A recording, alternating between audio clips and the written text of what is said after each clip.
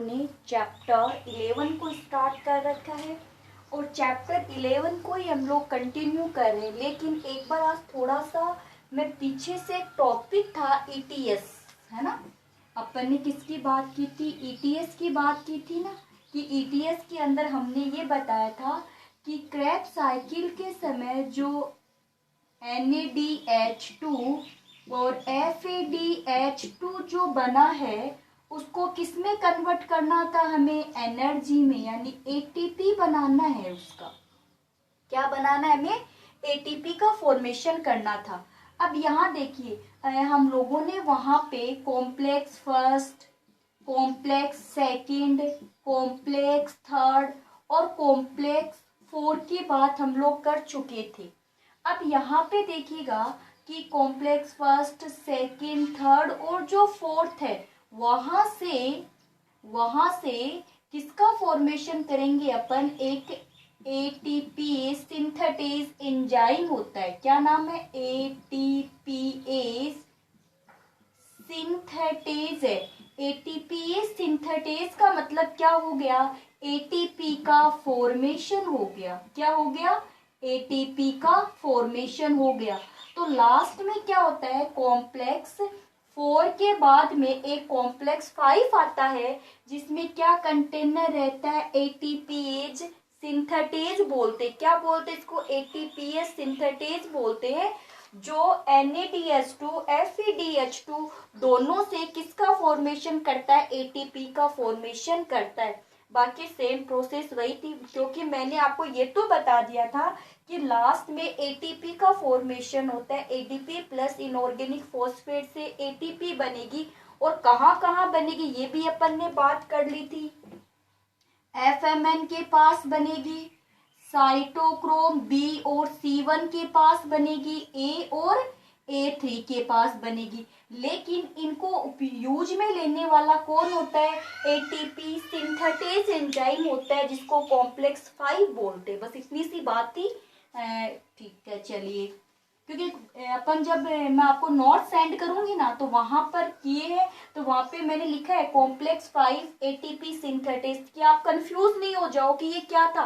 वैसे बात तो अपन ने कर ली थी, एटीपी का फॉर्मेशन हो रहा है, लेकिन उसको अपन एक साथ क्या बोल देते हैं? कॉम्प्लेक्स 5 बोल देते हैं। देखिए, अब यहाँ तक अपन जो स्टडी कर चुकी है, एन एरोबिक रेस्पिरेशन हमारा कंप्लीट हो गया, एनएरोबिक रेस्पिरेशन कंप्लीट हो गया। अब कुछ पाथवे और है, सम अदर पाथवे, से ग्लाइकोलाइसिस, क्रेब्स साइकिल्स, यानी ग्लाइकोलाइसिस के अलावा कुछ पाथवे और भी होते हैं, जिनकी स्टडी आज हम क्लास के अंदर कंप्लीट करेंगे। जैसे एक पाथवे का नाम है HMP। पाथवे का क्या नाम है? HMP। या फिर इस पाथवे को अपन बोलते हैं PPP, triple P, PPP, triple P। ठीक है, इसकी फुल फॉर्म क्या होगी? Hexose monophosphate, hexose monophosphate pathway, hexose monophosphate pathway. इसका नाम क्या हो जाए? P मानी pentose, pentose phosphate pathway, pentose phosphate pathway, hexose monophosphate pathway, monophosphate pathway. चलिए, अब इन पाथवे के अंदर क्या होता है कि देखिए, इस प्रोसेस के अंदर क्या होगा? पाथवे वाले की ग्लाइकोलाइसिस है। आराम से देखिए कि ग्लाइकोलाइसिस है, तो ग्लाइकोलाइसिस के अंदर क्या अपन प्रोसेस क्या बताया कि ग्लूकोज का जब क्या होता है? कम ऑक्सीडेशन हो रहा है, तो ग्लूकोज के ऑक्सीडेशन से, यानी हेक्सोज, जो हेक्सोज है, शुगर है, उसके ऑक्सीडेशन से, ब्रेकडाउन से एक मीडिएटर 5 कार्बन कंपोनेंट का फॉर्मेशन हो जाता है। क्या बन जाता है? मीडिएटर 5 कार्बन कंपोनेंट का फॉर्मेशन हो गया। देखिए, नाम से पता चल रहा है ना, पेंटोज, यानी कि आप बता सकते हो, in the some livings the oxidation of the glucose to form the mediator 5 carbon sucrose. This pathway is known as the pentose phosphate pathway. This pathway is known as the pentose phosphate pathway. Clear है क्या? इतनी बात समझ में आ गई सभी के? कोई दिक्कत नहीं होता, कोई प्रॉब्लम नहीं है ना सभी के कि आप क्या बता दोगे? Complete oxidation of glucose with to form the 5 carbon component is known as the pentose phosphate path is known as the. फिर उसके बाद में अपन बताएंगे कि इसको किसने डिस्कवर किया था। तो डिस्कवर करने वाले कौन है? Warburg and Dickens. Warburg and Dickens. एक बार वापस से देखिए कि इसके अंदर क्या होता है कि जो ग्लूकोज है, ठीक है, ग्लूकोज का जब ऑक्सीडेशन हो रहा है तो पायरिक एसिड बनना चाहिए जो क्रेब्स साइकिल में जाएगा, यानी 3 कार्बन का कंपोनेंट बनना चाहिए, लेकिन ऐसा नहीं हुआ। यानी ग्लूकोज की ऑक्सीडेशन से कोई 5 कार्बन का क्या बन गया? कंपोनेंट बन जाता है। तो 5 कार्बन का जो कंपोनेंट बना है उसी से इसका नाम क्या हो गया? क्या हो गया? पेंटो फोस्फो पाथवे बोल दिया। ठीक है, इसको डिस्कवर्ड की नहीं, हमेशा नहीं होता, कभी कभार होता है कुछ स्लीविंग के अंदर। और डिस्कवर्ड किसने कर दिया इसको? बारवर्ग और डेक्सॉन ने कर दिया इसको डिस्कवर्ड। बारवर्ग और डेक्सॉन ने इसको क्या किया है? डिस्कवर्ड किया है। किसमें? एनिमल टिश्यूज के अंदर। फिर स्टेप की जो स्टडी की है वो किसने की है? रेकर ने की है। कहाँ की है? रेकर ने। ये जो पाथवे होता है साइटोप्लाज्म में ऑक्सीजन की प्रेजेंस में कंप्लीट होता है। यानी अगर ग्लूकोज है, देखो ग्लूकोज से पायरिक एसिड बनता है, वो ग्लाइकोलाइसिस है, अब्सेंस ऑफ ऑक्सीजन है। लेकिन अगर प्रेजेंस ऑफ ऑक्सीजन हो जाए किसके अंदर? साइटोप्लाज्म में। साइटोप्लाज्म में प्रेजेंस ऑफ ऑक्सीजन हो जाएगी तो कोई 5 कार्बन का कंपोनेंट बनता है। अब देखिए चलिए बनता कैसे, इतनी बात समझ में आ गई ना कि the presence of the oxygen in the cytoplasm glucose break down to form the 5 carbon components. चलिए साइटोप्लाज्म में हो रही है प्रोसेस, ये भी ध्यान में रखिएगा। इस स्टेप के अंदर फर्स्ट ऑफ ऑल अपन लेते हैं ग्लूकोज। क्या लेंगे? ग्लूकोज, है ना। और ग्लूकोज से ग्लूकोज का फॉस्फोराइलेशन होगा तो glucose 6 phosphate, glucose 6 phosphate, phosphorylation of glucose. अब फॉस्फोराइलेशन हो रहा है तो आपको पता है कि एटीपी से क्या बनेगी? एडीपी, यानी ब्रेकडाउन हो जाएगा, यानी एनर्जी मिल जाएगी। एटीपी स्टोरेज है, जब एटीपी का ब्रेकडाउन होगा तो क्या बनती है? एनर्जी बनती है। कितने मॉलिक्यूल्स होंगे? 6 मॉलिक्यूल्स है सभी। ये भी 6 मॉलिक्यूल्स है, ये भी 6 मॉलिक्यूल्स और ये भी क्या है? 6 मॉलिक्यूल्स है। फिर ग्लूकोज 6 जो फॉस्फेट है, ठीक है, एंजाइम कौन सा लोगे काम में? 6 फॉस्फेट बनता है तो हेक्सोकाइनेज, हेक्सोकाइनेज एंजाइम आ गया। ग्लूकोज 6 फॉस्फेट जो है, यानी कौन सा? ग्लूकोज 6 जो फॉस्फेट होगा इसका क्या होता है कि ग्लूकोज 6 फॉस्फेट डिहाइड्रोजिनेज एंजाइम की प्रेजेंस में इसका क्या हो जाता है? ऑक्सीडेशन हो जाता है और बनता है 6 फॉस्फोग्लूकोनिक एसिड। क्या बनेगा? 6 फॉस्फोग्लूकोनिक एसिड। ठीक है, ग्लूकोज 6 फॉस्फेट का पहले, ग्लूकोज का पहले फॉस्फोराइलेशन हो गया, ये जो बना इसका ऑक्सीडेशन होता है। ऑक्सीडेशन से क्या बनता है? 6 फॉस्फोग्लूकोनिक एसिड बनता है। एंजाइम कौन सा आ गया? Glucose 6 phosphate dehydrogenase, glucose 6 phosphate dehydrogenase, dehydrogenase enzyme की प्रेजेंस में ही हो रहा है। ठीक है, अब साथ ही साथ में क्या होता है? NADP का रिडक्शन हो जाता है। यहाँ पे क्या होगा कि जो NADP है वो NADP2H बना लेगी, तो इसका क्या हो गया? साथ में रिडक्शन हो जाता है और वाटर मॉलिक्यूल्स को भी अपन को क्या करवाना पड़ता है? क्लियर होगी? ग्लूको अब 6 फॉस्फोग्लूकोनिक जो एसिड बना है, 6 फॉस्फोग्लूकोनिक जो एसिड बना है, इससे बनेगा राइबोलोज 5 फॉस्फेट, यानी कि डीकार्बोक्सिलेशन, ऑक्सीडेशन, डीकार्बोक्सिलेशन। तो आपको दिखाई दे रहा होगा, कोई प्रॉब्लम नहीं।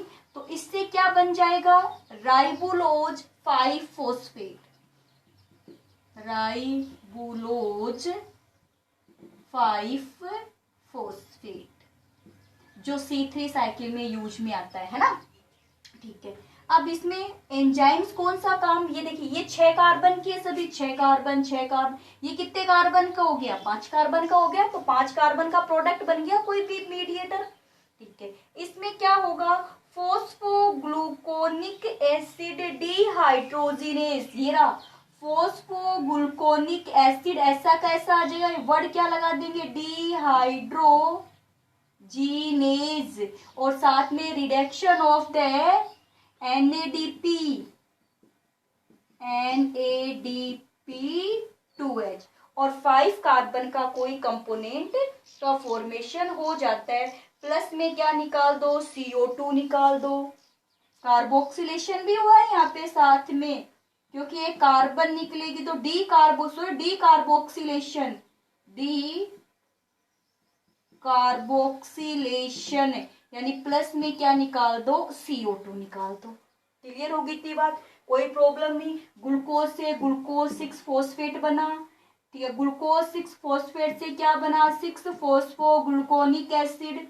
इसका एक तो ऑक्सीडेशन और डी कार्बोक्सिलेशन होते हैं, कार्बन का एक मॉलिक्यूल रिमूव हो जाता है, तो 6 कार्बन से 5 कार्बन का कोई भी कंपोनेंट यहाँ पे बन जाता है। इतनी बात क्लियर होगी, कोई दिक्कत नहीं हुई यहाँ तक आप लोगों की। चलिए अब आगे अपन ये बताते हैं कि राइबुलोज 5 जो फोस्फेट बना है, राइबुलोज 5 फोस्फेट एक 5 कार्बन कंपोनेंट है, इसीलिए इसको क्या बोला जाता है, PPP बोला जाता है।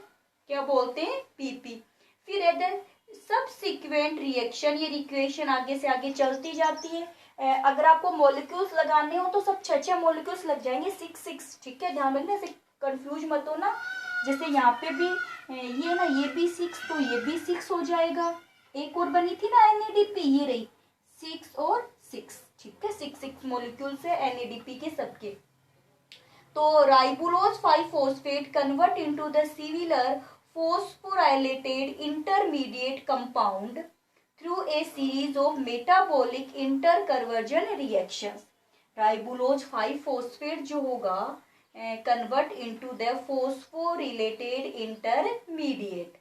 ठीक है, in this process to remove 6 molecules of CO2 के कितने मोलिक्यूल्स रिलीज हुए, in this process release the 6 molecules of CO2 के कितने मोलिक्यूल्स रिलीज हो गए, at this process 6 molecules for release each molecule CO2 in this reaction 1 molecules of NADPH। कितने, यानी कि देखिए 6 मोलिक्यूल CO2 के रिलीज हुए, तो एक मोलिक्यूल्स है ना, एक, ठीक है, एक जो मोलिक्यूल्स है वो NADP के, यानी 6 मोलिक्यूल्स है, तो एक मोलिक्यूल्स NADP के 2 NADPH को क्या करता है, रिमूव करता है। एक से 6 मोलिक्यूल्स रिमूव होते हैं, तो 1 molecules of CO2 release 2 molecules of NADP2H। तो the 6 molecules of CO2 release the NADPH। आप ही बताओ, 1 से 2 बनते तो 6 से कितने हो गए, 12 NADP2H, 12 NADP2H। फिर देखिए 1 NADP2H produce 3 ATP molecules, so total ATP molecules is 36 ATP molecules। ये काम कब हो रहा है, ऑक्सीजन की प्रेजेंस में, जब ग्लाइकोलाइसिस होता है तब तो ये प्रोसेस चलती है। अब्सेंस में हो रहा है तो 38 मोलिक्यूल्स वाली बात आ जाएगी, क्रेब्स साइकिल वाली बात आ जाएगी, कोई प्रॉब्लम। फिर उसके राइबुलोज 5 फोस्फेट होगा, जो मॉलिक्यूल्स को सिंथेसिस करेगा वो DNA, RNA, ATP, FAD, coenzyme, इनके सिंथेसिस के अंदर वो क्या हो जाएगा, इन्वॉल्व हो जाएगा। क्लियर, कोई दिक्कत नहीं। चलिए अब और देखिए, और पाथवे, एक जो पाथवे है उसका नाम है Entner Doudoroff pathway, Entner Entner Doudoroff, डिओड्रोफ,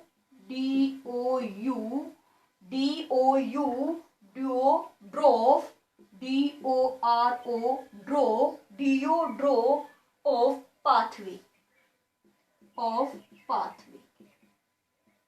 एक तो हो गया पीपीपी पाथवे और एक ये पाथवे हो गया। चलिए, ये पाथवे आपको ज्यादा डिटेल नहीं देखनी, एक तो ये बताना ये किस में होता है, बैक्टीरिया में होता है। ठीक है, मेनली उस बैक्टीरिया का क्या नाम हो जाएगा, सूडोमोनास। बस एग्जांपल ध्यान रखना, कुछ ध्यान में नहीं रखना। सूडोमोनास बैक्टीरिया के अंदर ये पाथवे पाया जाता है, इंटर डिओड्रोफ पाथवे प्रेजेंट होता है। इस पाथवे में क्या होगा कि ग्लूकोज के ब्रेकडाउन से पायरिक एसिड बनेगा। ठीक है, क्या बनेगा, पायरिक एसिड बनेगा। लेकिन इस पाथवे के अंदर जो मीडिएटर, ग्लाइकोलाइसिस के अंदर जो मीडिएटर बनते हैं वो थोड़े अलग होंगे। यानी कि ग्लूकोज से पायरिक एसिड तो बनेगा, लेकिन बीच के जो मीडिएटर थे, glucose 6 phosphate, fructose 6 phosphate, fructose 1 di 6 phosphate, PGAL, है ना, ये थे ना, 3 phosphoglyceraldehyde, 3 phosphoglyceric acid, 2 phosphoglyceric acid, ये सब नहीं बनते इसके अंदर, अलग ही बनता है। तो बस आपको इतना ही ध्यान देना होगा। ठीक है, ये टॉपिक हो गया कवर हमारा, कोई प्रॉब्लम नहीं हुई। नेक्स्ट अपन बात करते हैं कि relation between the substrate, relation between the respiratory substrate, relation between the, और या फिर इसी को अपन एक नाम और देते हैं, मैं दोनों ही टॉपिक एक साथ करवा देती हूँ। देखिए आपकी बुक में क्या कर रहा है, सेम ही टॉपिक है, एक को थ्योरी में दे दिया, एक को साइकिल में दे दिया, तो अपन एक साथ ही कर लेते हैं। या फिर इसको बोलते हैं respiration is an amphibolic process, एम्फीबोलिक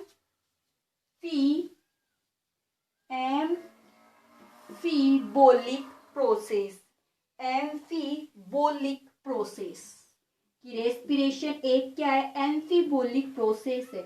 या फिर अपन ये बता सकते हैं relation between the respiratory substrate. अब रेस्पिरेटरी सबस्ट्रेट सबसे पहले ग्लूकोज यानी कार्बोहाइड्रेट, फिर फैट, और लास्ट में क्या होता है, प्रोटीन होता है। प्रोटीन का ऑक्सीडेशन तो कब होगा, स्ट्रेस कंडीशन में होगा, या फिर बॉडी के अंदर बिल्कुल ही फूड हो ही नहीं, फास्ट वगैरह कंडीशन में, या फिर अपन जिसको भूख मरी बोलते हैं ना, कि बहुत दिनों से उसको खाना नहीं मिला है, तब जाके उसका ऑक्सीडेशन होता है। तो एम्फीबोलिक या रिलेशन के अंदर अपन देखते हैं कि जैसे देखिए, फर्स्ट ऑफ ऑल अपन बात करते हैं कार्बोहाइड्रेट की। किसकी बात करते हैं, कार्बोहाइड्रेट है। तो आपको पता है कि रेस्पिरेशन के अंदर कार्बोहाइड्रेट की फॉर्म में अपन क्या लेते हैं, ग्लूकोज लेते हैं। क्या लेंगे, ग्लूकोज। तो कार्बोहाइड्रेट की कौन सी फॉर्म ले ली, ग्लूकोज ले ली।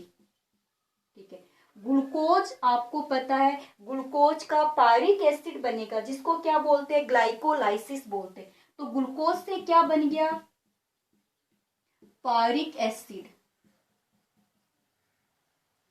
पायरिक एसिड बन गया। और पायरिक ग्लूकोज से जो पायरिक एसिड बना है वो कौन सी प्रोसेस होती है, ग्लाइकोलाइसिस। ठीक है, अब वो जो पायरिक एसिड होगा उससे किसका फॉर्मेशन होता है, acetyl coenzyme, acetyl coenzyme. Acetyl coenzyme है वो कहाँ एंटर करता है, क्रेब्स साइकिल्स के अंदर। आपको दिखाई दे रहा है क्या, कहाँ एंटर करता है, क्रेब्स साइकिल। आप सुन लीजिए, अगर दिखाई नहीं दे रहा है तो कहाँ एंटर करता है, क्रेब्स साइकिल के अंदर एंटर करता है। फिर जो क्रेब्स साइकिल है उसके क्या क्या प्रोडक्ट होंगे आपको पता है, H2O बनेगा, CO2 बनेगा, NADH2 बनेगी, FADH2 बनेगा। ठीक है, NAD2H, FAD2H ये कहाँ एंटर करेंगे, दोनों के दोनों ETS में एंटर करेंगे, है ना। NADH2 कहाँ एंटर करते हैं, ETS में, और ETS में फिर क्या बन जाती है, ATP बन जाती है। ये बात अपन करके आए थे, ये प्रोसेस। तो अब इधर अपन क्या लेते हैं, फैट। अगर फैट होगा तो फैट का पहले ब्रेकडाउन होता है, जैसे कार्बोहाइड्रेट का ब्रेकडाउन हुआ तो क्या बना, ग्लूकोज बना ना, ऐसे। तो फैट का अगर ब्रेकडाउन होगा तो एक तो क्या बनेगा, फैटी एसिड, ये आपको पता है। एक क्या बनेगा, ग्लिसरॉल। क्या बनेगा, फैटी एसिड और ग्लिसरॉल बनेगा। तो जो फैटी एसिड है ये तो डायरेक्ट कहाँ एंटर कर जाएगा, एसिटाइल कोएंजाइम। ये लीजिए रिलेशन आ गया। बात तो वही क्रेब्स साइकिल में आके रुकेगी, तब मैंने आपको रिलेशन की बात बताई है। जो ग्लिसरॉल है, क्या है, जो ग्लिसरॉल है ये किस में एंटर करेगा, ये करेगा ग्लाइकोलाइसिस में। तो pyruvic acid, acetyl coenzyme, Krebs cycle, बात तो वही है, लास्ट के प्रोडक्ट तो वही बनेंगे, कोई प्रॉब्लम क्रिएट नहीं होती है यहाँ तक। फिर अपन उसके बात करते इधर, जैसे फैट हो गया, कार्बोहाइड्रेट हो गया, और क्या लेते हैं अपन, प्रोटीन लेते हैं। तो प्रोटीन का ब्रेकडाउन होगा तो क्या बनता है, अमीनो एसिड, ये सबको पता है। प्रोटीन के ब्रेकडाउन से क्या बनेगा, अमीनो एसिड। अब अमीनो एसिड जो होगा वो या तो ग्लाइकोलाइसिस में एंटर करेगा या फिर क्रेब्स साइकिल में, एसिटाइल कोएंजाइम से कनेक्ट कर लेगा। अब इधर देखिए, जो ब्रेकडाउन होने वाला काम है, जो ब्रेकडाउन होने वाला काम है ये तो कहाँ हो रहा है, साइटोप्लाज्म में। कहाँ होगा, साइटोप्लाज्म के अंदर हो जाएगा। Acetyl coenzyme, Krebs cycle, ETS, ये कहाँ होते हैं, माइटोकॉन्ड्रिया के अंदर होते हैं। तो इनकी साइट तो क्या हो गई सबकी, साइटोप्लाज्म, और इनकी साइट क्या हो जाती है, माइटोकॉन्ड्रिया हो जाती है। तो ये एम्फीबोलिक पाथवे भी बोल सकते हो आप इसको, या आप इसको relation between the respiratory substrate भी बोल सकते हो। तो दोनों ही टॉपिक एक साथ आपके क्लियर हो चुकी है, कोई प्रॉब्लम नहीं है। यहाँ पर एटीपी का कंप्लीट सिंथेसिस हो चुका है। नेक्स्ट क्लास के अंदर अपन न्यू टॉपिक की स्टडी करेंगे जो रहेगा रेस्पिरेटरी कोआर्डेंट। चलिए आज का आप क्वेश्चंस नोट कर लीजिए कि क्वेश्चंस क्या रहेगा, Entner Doudoroff path found which type of bacteria. ठीक है, एंटर डिओड्रोफ जो पाथ है वो किस बैक्टीरिया में होता है, एक क्वेश्चन। सेकंड लिखिए, glycolysis process in the cytoplasm during the presence of oxygen, how many ATP produce, how many ATP produce. तो इनके आंसर आपको कमेंट्स बॉक्स में देने हैं।